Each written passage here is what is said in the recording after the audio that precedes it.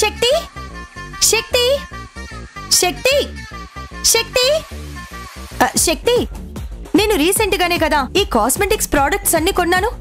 ఒక్కటి కూడా కనిపించడం లేదు. నువ్వేమైనా వాడావా? ఏయ్, నీకేమైనా మెంటలా? అసలు నీ రూమ్ కి నేనెప్పుడొచ్చాను? అయినా నీ వస్తువులు వాడుకోవాల్సిన అవసరం నాకేంటి? నా దగ్గర లేకనా?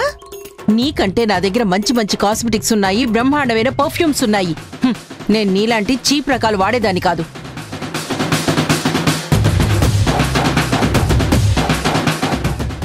ఏంటి ఇంతలా పర్ఫ్యూమ్ స్మెల్ వస్తుంది?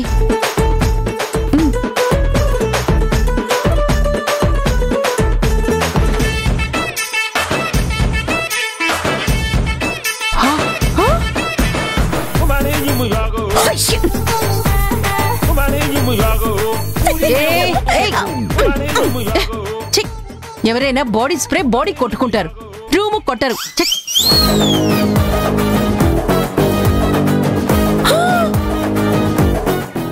పిన్ని, నా మేకప్ ఐటమ్స్ సెంటు బాటిల్స్ ఎందుకు వాడుతున్నారు?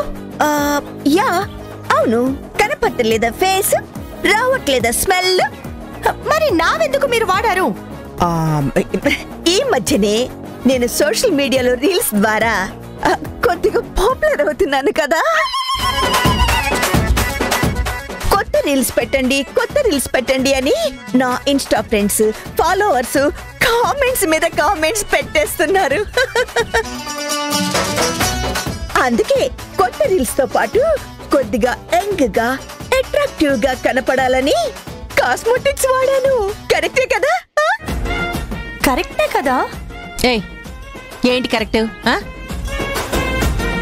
చూడు, నువ్వు కాస్మెటిక్స్ వాడే ఓకే, మరి పర్ఫ్యూమ్ ఎందుకు వాడినట్లు? నీ రీల్స్ చూసే వాళ్ళకి నీ పర్ఫ్యూమ్ స్మెల్ వెళ్తుందా? ఎందుకలా ఇలా ఇలా ఇలా కొట్టి వేస్ట్ చేయడం?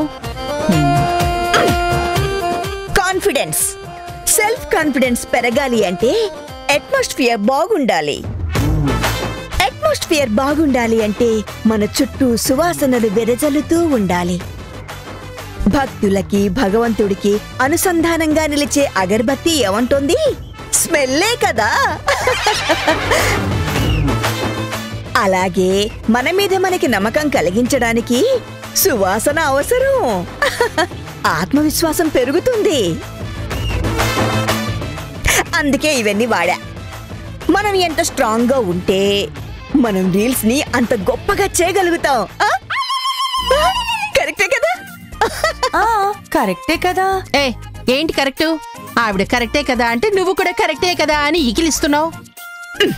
చూడండి, చిన్న చిన్న వస్తువుల గురించి ఫీల్ అవ్వకండి. నేనెలాగో రీల్స్ లో పాపులర్ అవుతాను. నాకు ఫాలోయింగ్ విపరీతంగా ఉంది. మిమ్మల్ని కూడా సెలబ్రిటీలను చేసేస్తాను. నా రీల్స్ లో నటించే ఛాన్స్ మీకు ఇస్తాను. ఓకేనా? ఏంటి నువ్వు మమ్మల్ని పాపులర్ చేస్తావా? సెలబ్రిటీల్ని చేస్తావా? ఏది చేయి చూద్దాం.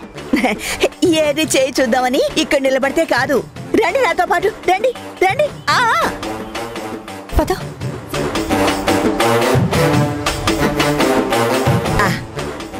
మీరిద్దరూ వెళ్ళి అవి తింటూ ఉండండి, నేను షూట్ స్టార్ట్ చేస్తాను.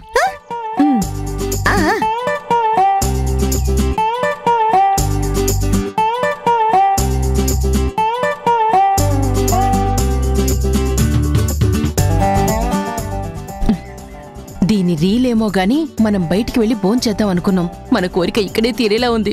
అవును, అసలే ఆకలి ఫుల్ గా వేసేస్తోంది. లాగించేద్దాం.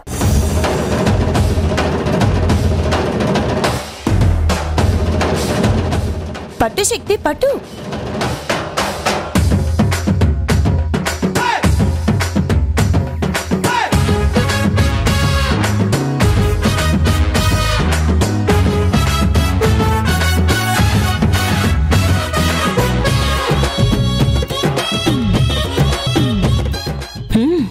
బాగుంది, బాగుంది.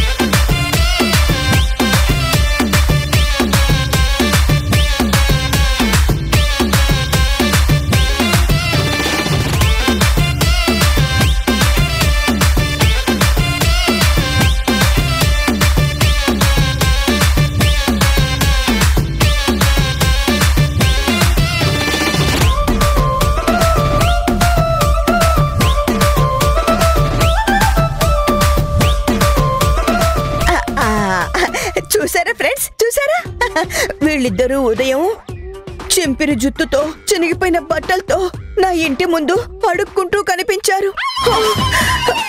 వీళ్ళ నా స్థితిలో చూసి నా హృదయం ద్రవించింది ఫ్రెండ్స్. మనసు కరిగిపోయింది, కన్నీళ్లు ధార కట్టాయి. నా కళ్ళ ముందు మనుషులు తిండి కల అలమటించిపోవడం నేను చూడలేకపోయాను ఫ్రెండ్స్. మనసు కకావికలమైపోయింది. వెంటనే వెళ్ళి వాళ్ళని ఇంట్లోకి తీసుకొచ్చి బాటిల్స్ షాంపూలు ఇచ్చి నీట్ గా తల స్నానం చేయించి కొత్త బట్టలు వేయించాను. వాళ్ళు నా వంక దీనంగా చూస్తూ కన్నీళ్లు పెట్టుకున్నారు ఫ్రెండ్స్. అన్నం తిని వారం రోజులయ్యిందమ్మా అని చేతులు జోడించారు. అయ్యో, నా తోటి మనుషులు తిండికి అలమటిస్తున్నారా అనుకుని వీళ్ల కోసం వంట వాళ్లకు చెప్పి షడ్రసోపేతమైన భోజనాలు, పిండి వంటలు చేయించాను. చూసారా ఫ్రెండ్స్ ఎలా కక్కుర్తిగా తింటున్నారు? చూడండి ఫ్రెండ్స్, ఎంత మంచి వంటలు చేయించానో, ఎలా తింటున్నారో చూడండి.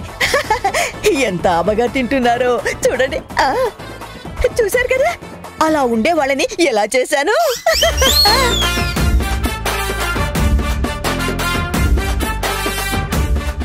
ఏయ్, ఎవరు వారం రోజుల నుంచి భోంచేయలేదు? ఏంటి, చింపిరి జుట్టు చిరిగిన బట్టలతో నీ ఇంటి ముందు నిలబడ్డావా? అసలు అలా పోల్చడానికి మీకు మనసులో వచ్చింది? రీల్స్ మీద మనసుంది కాబట్టి మనసు వచ్చింది. ఎలా చేస్తే బాగుంటుందో అన్న ఆలోచన వచ్చింది కాబట్టి అలా అనగలుగుతున్నాను. ఏయ్ ఏయ్, ఇదిగో చూడండి, పాపం ఇంకో అనాథ వచ్చాడు. ఇతనికి కూడా భోజనం పెట్టాలి. నా సర్వీస్ మీకు నచ్చినట్టయితే లైక్ చేసి సబ్స్క్రైబ్ చేయండి. మీ సబ్స్క్రిప్షన్సే నాకు కొండంత అండ, 1000 ఏనుగుల బలం. Bye friends, bye bye. ఏయ్, నీకింత వయసు వచ్చింది, ఎందుకు ఇలాంటి ముదనష్ట పనులన్నీ చేస్తున్నావు? మమ్మల్ని బిచ్చగతల్ని చేస్తావా? నేను కొత్తగా చేసేదే ఉంది, నువ్వెప్పుడో అదయ్యావుగా. అందుకే కదా తమ్ముడింట్లో పడి తింటున్నావు. ఏయ్, పిచ్చి పిచ్చిగా మాట్లాడుకో. నిజం మాట్లాడితే నీకు పిచ్చే. అమ్మా, ఎందుకమ్మా ఆవిడతో నీకు పంచాయతీ? నీకు ఇంపార్టెంట్ విషయం చెప్పాలి. ఇలా రా. ఏంట్రా, ఏంటా ఇంపార్టెంట్ న్యూస్? ధరణి మావయ్య హాస్పిటల్లో నర్స్ గా జాయిన్ అయింది.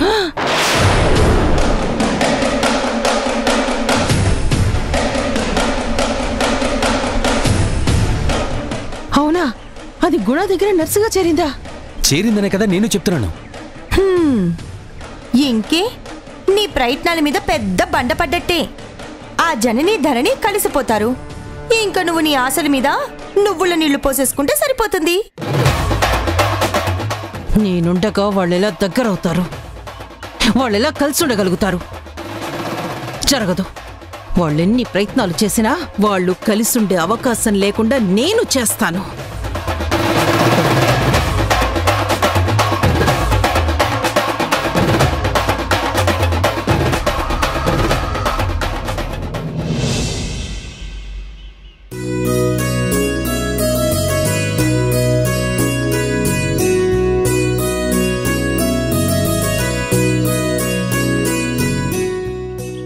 రానని చెప్పి జనని గారిని బాగా హర్ట్ చేశానా? అలా నేను మాట్లాడినందుకు చాలా ఫీల్ అయినట్టున్నారు. ఎలా రియాక్ట్ అయి ఉంటారో ఏమో.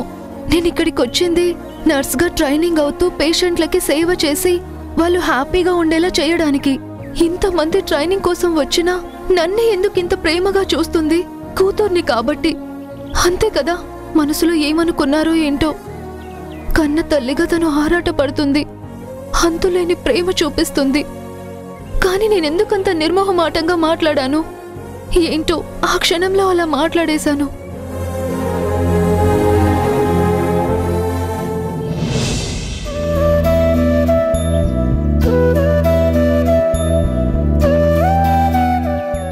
ఇదిగో అమ్మాయి, ఈ ఎక్స్రే రిపోర్ట్ తీసుకెళ్లి గుణ సార్కి ఇవ్వు.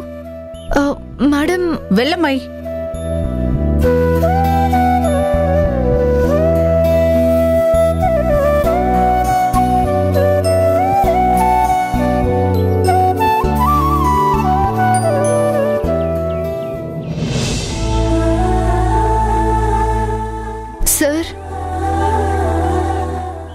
ఏంటమ్మా ధరణి, ఏదైనా పని మీద వచ్చావా? ఇది మీకు ఇవ్వమన్నారు సార్.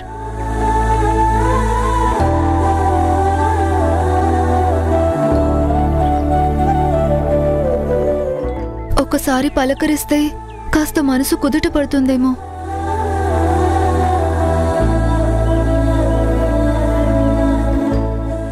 నేను ఇంటికి వెళ్తున్నాను మేడం.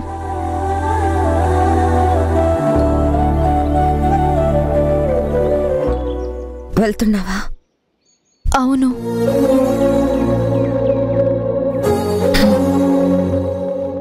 మధుని ఒకసారి నేను అడిగానని చెప్పు. వీలుంటే నాకు ఒకసారి ఫోన్ చేయమని చెప్పు. ఫోన్ చేయడం కుదరకపోతే కనీసం నేను కాల్ చేసినప్పుడు లిఫ్ట్ చేయమని చెప్పు. అలాగేనండి.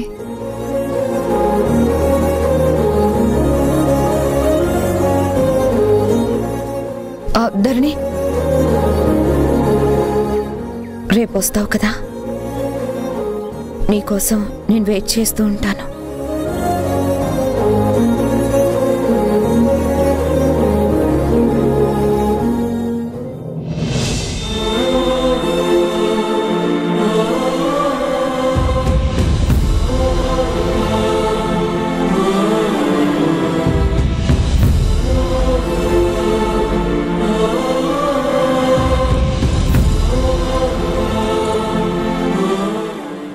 జనని, ఊరుకో.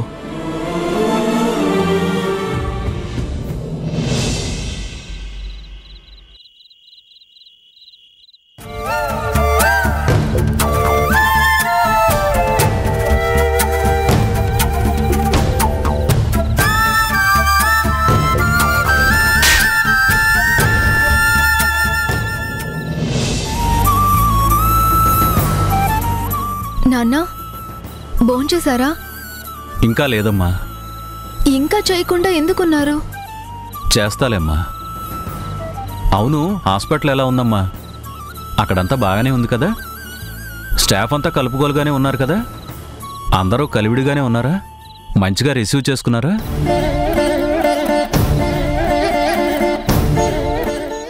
డాక్టర్లు ఫ్రెండ్లీగా ఉన్నారా? కసురుకుంటున్నారమ్మా? చిరాకు పడ్డా నిన్ను అవమానించినట్టుగా మాట్లాడినా మానేసేయమ్మా. ఇబ్బంది పడుతూ నువ్వు అక్కడ పనిచేయాల్సిన అవసరం లేదు.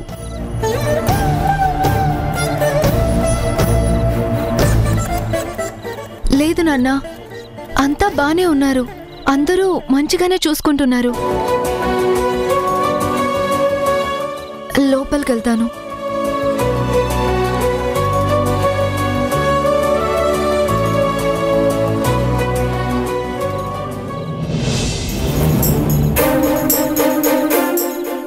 బాలు, ఏమైందిరా? ఎందుకు ఏడుస్తున్నావు? బాలు, ఏమైందిరా?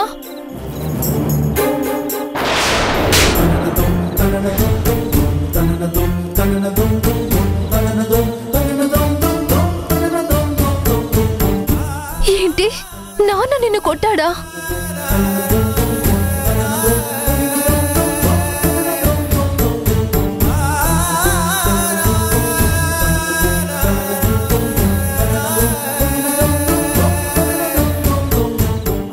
నాన్నా, ఏంటిది? బాలుని కొట్టారంట. ఎందుకు నాన్నా? నాకు ఊహ తెలిసిన దగ్గర నుంచి మీరు ఎప్పుడు ఇలా ప్రవర్తించలేదు. మా మీద చెయ్యి తింది మాకు అసలు గుర్తే లేదు. అసలు ఏమైంది నాన్నా? ఎందుకు వచ్చింది మీలో ఈ మార్పు?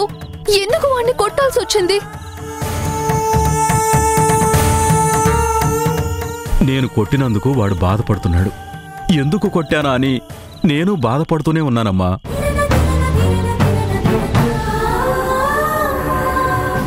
వాడొక చిన్న తప్పు చేశాడు. నాకు ఎవరంటే కోపమో, నాకు ఎవరంటే అసహ్యమో, నేను ఎవరినైతే శత్రువులా చూస్తున్నానో వాళ్లతో వీడు మాట్లాడుతున్నాడమ్మా.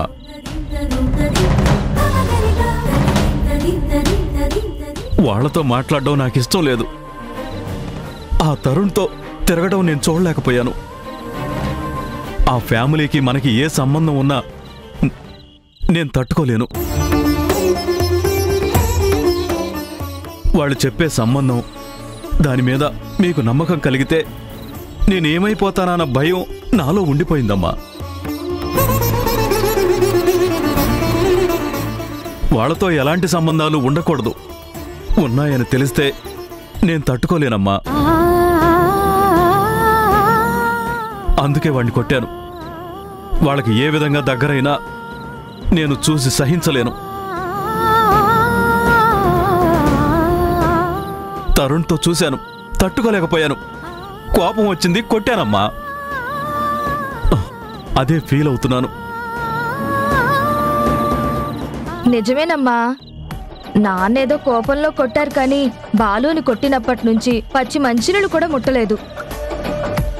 అయినా వాళ్ళంటే మీ నాన్నకు పడదని తెలుసు కదా, మరి వాడు చేసింది కరెక్టా చెప్పు? వాళ్లతో తిరగడం మంచిది కాదు కదా. వాళ్ళేదో ప్రేమలు ఒలకబోస్తున్నారనుకుంటే ఏకంగా మీ నాన్న నుంచి మిమ్మల్ని దూరం చేయాలని చూస్తే ఎలా తట్టుకుంటారు చెప్పు?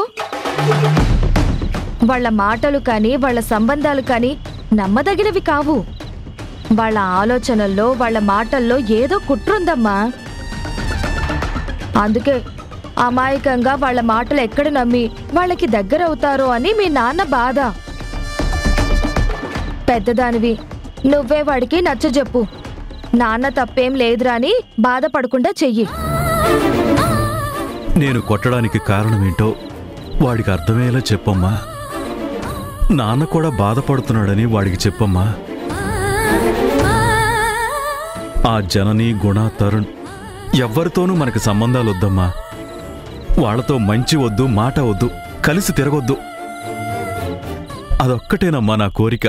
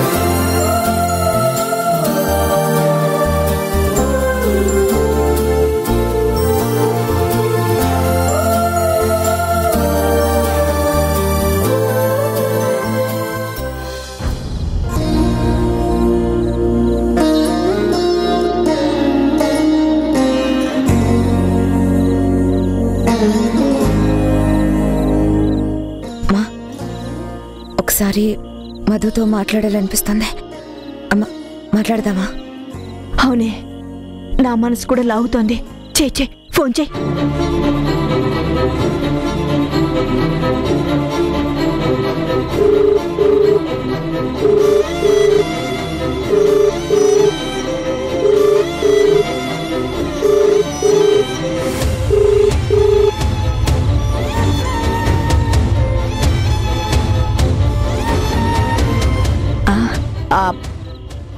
అదేదో పనిలో ఉంటుంది లేవే, ఎందుకు ప్రతిదానికి టెన్షన్ పడతావు? చూసుకుని తర్వాత అదే చేస్తుందిలే. ఇంకొకసారి ట్రై చేస్తా.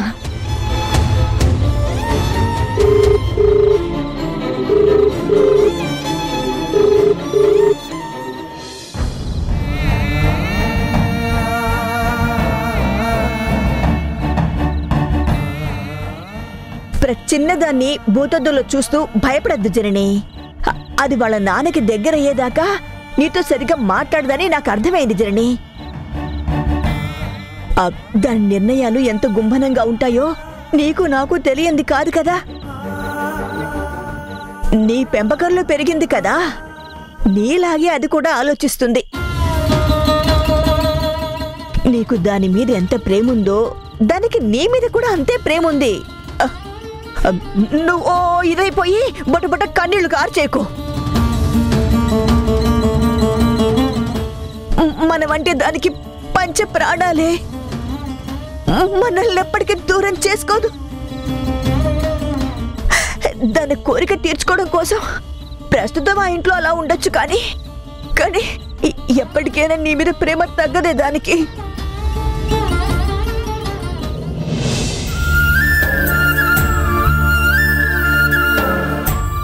తరుణ్ కూర్చో. హరే ఏమైంది హరే? ఎప్పుడు హుషారుగా ఉండేవాడివి, ఎందుకురా అలా ఉన్నావు? చెప్పరా. ఏంటి తరుణ్ డల్గా ఉన్నావు ఏంటి? ఏమైంది? మధ్యాహ్నం నేను బాలుని డ్రాప్ చేయడానికి వాళ్ళ ఇంటికి వెళ్ళాను. వాణ్ణే నీతో మాట్లాడొద్దు అంటున్నాను, వరసలు కలపొద్దు అంటున్నాను. నువ్వేంటి అది కాదండి ఇది కాదండి అంటూ నన్నేదో సవరించాలని చూస్తున్నావు.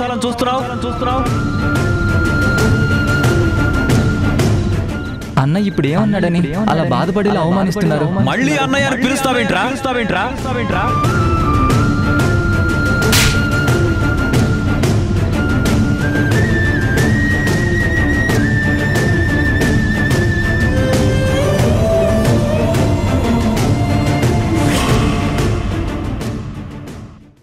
ఇంకొకసారి ఫోన్ చేయడానికి ట్రై చేసావనుకో నీ సిచ్యువేషన్ బ్యాడ్ అయిపోతుంది. జాగ్రత్త. ఒసై మధు, తండ్రి కూతుర్ని తల్లి కూతుర్ని కలపకుండా ఉండడం నీ వల్ల కాని పని. మీ కూతురు దక్కకుండా చేస్తాను.